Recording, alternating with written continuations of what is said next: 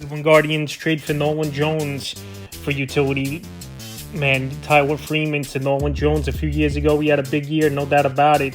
Was Nolan Jones with the Rockies, and he had a breakout. And he was formerly with this Guardian organization, but the last couple of seasons, injuries and just poor play, and the odd man out over there with the Rockies gets Nolan Jones shipped off a few days before opening day to his original organization with the Cleveland Guardians. So last season, like I said, Jones, he dealt with injuries, and he just couldn't really do anything or see the field much. 3 home runs, 28 RBIs, 5 stolen bases, 28 runs scored, a 227 average, and a 321 base. In terms of fantasy baseball, he's not going to have value as Nolan Jones.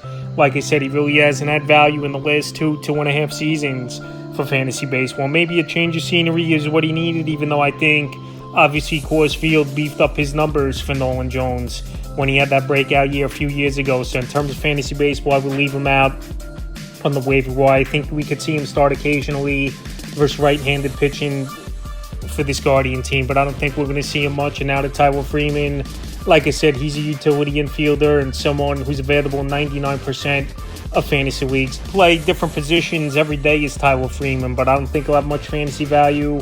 And he's more to steal some bases, a good on-base percentage, and score runs. But besides that, not going to be much value in fantasy baseball for Freeman. So last year, 7 home runs, 32 RBIs, 11 stolen bases, 48 runs scored, a 209 average, and a 305 on base. So like I said, he's a utility infielder.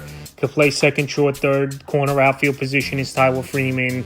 And with this Rocky team rebuilding, obviously, he'll most likely get a chance in the first half of the year to play, and maybe they flip him off in another deal. But in terms of fantasy baseball, both these players, I don't really see them having value, and it's a little deal between these two teams with opening day in the next few days. So Nolan Jones, after he had a good season a few years ago, get back to the Guardians where he started his career in the minor league system, and we'll see if a change of scenery could turn things around for him entering the 2025 season.